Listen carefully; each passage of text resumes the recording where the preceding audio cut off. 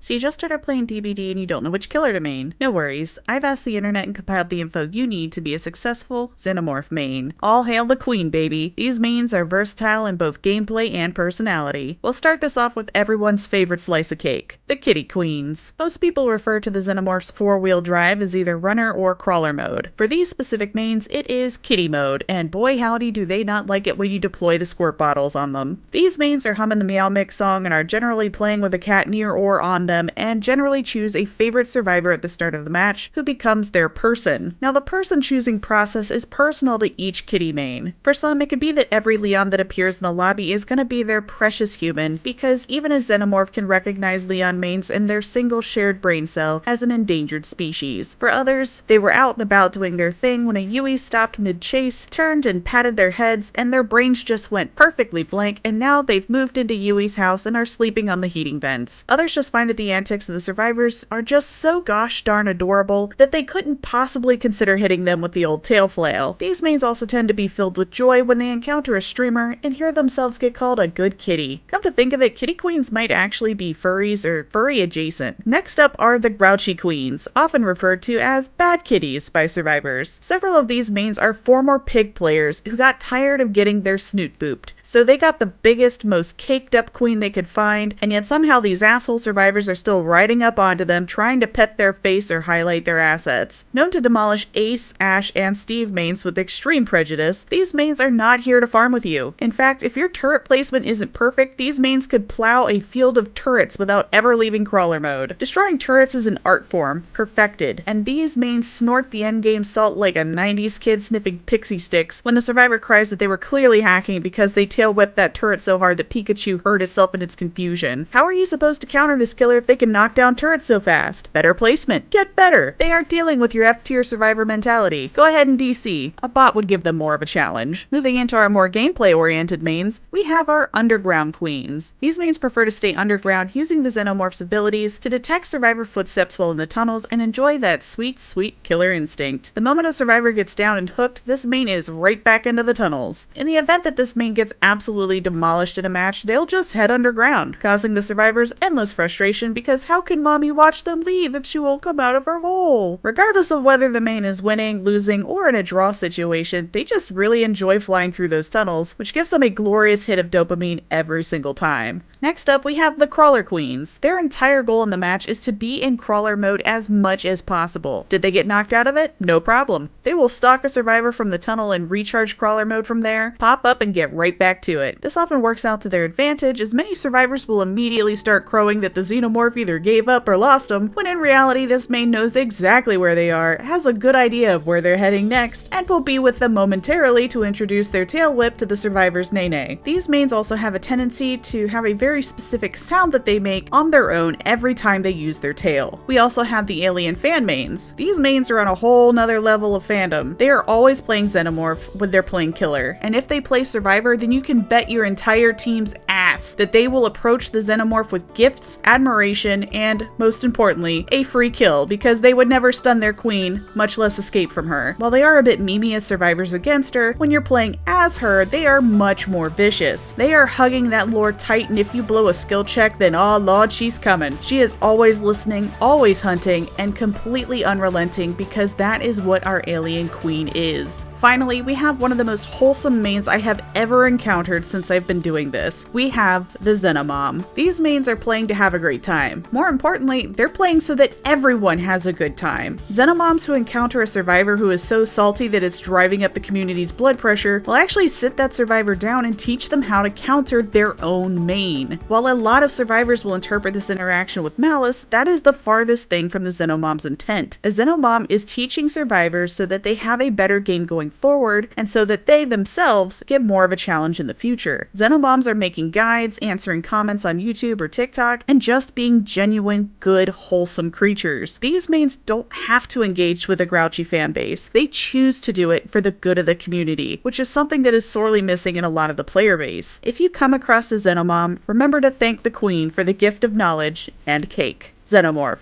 Open my can of cat food, Karen!